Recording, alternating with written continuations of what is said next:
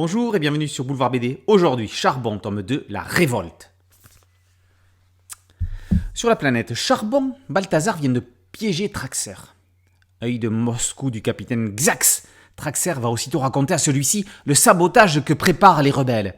En réalité, Vladek et ses camarades comptent pénétrer dans les fondations du palais pour retrouver le jeune Apollo et l'incroyable trésor qu'il a déniché. Des feuilles. En effet, sur la planète Charbon, la nature a totalement disparu depuis que l'empereur Toxico a interdit les végétaux. Grâce à Apollo, on sait à présent que la nature ne demande qu'à reprendre ses droits, mais elle aurait besoin pour ça d'un bon coup de pouce. La révolution verte est en marche. Suite et fin du diptyque Charbon. On retrouve avec un plaisir non dissimulé Apollo, fils d'ouvrier, et Asila, fille de l'empereur dictateur. Eux que le destin opposé allaient s'allier pour tenter de faire reverdir la planète. Vladek, le père d'Apollo, va prendre les choses en main. Si les enfants sont des pivots déclencheurs, le réalisme du scénario reste logique en faisant des adultes les acteurs de l'action. Vladek mène sa troupe dans la stratégie, la rébellion, puis la révolution. Toxico est un Louis XVI en puissance. Xax joue le rôle du méchant hollywoodien. Tous les ingrédients sont réunis pour une histoire forte et intergénérationnelle.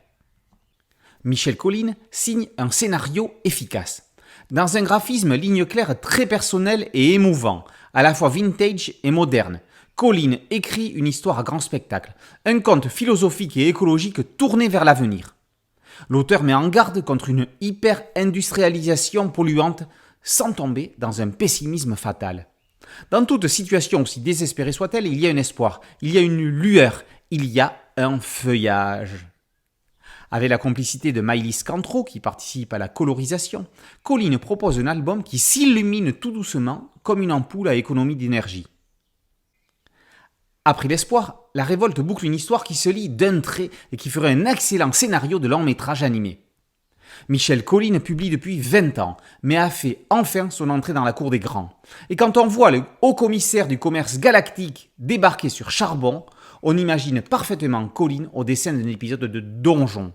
Sfar et Trondheim, si vous nous entendez. En attendant, Charbon, tome 2, La révolte par Michel Colline est paru aux éditions Paquet. Boulevard BD, c'est un podcast audio et une chaîne YouTube. Merci de liker, de partager et de vous abonner. A très bientôt sur Boulevard BD. Ciao.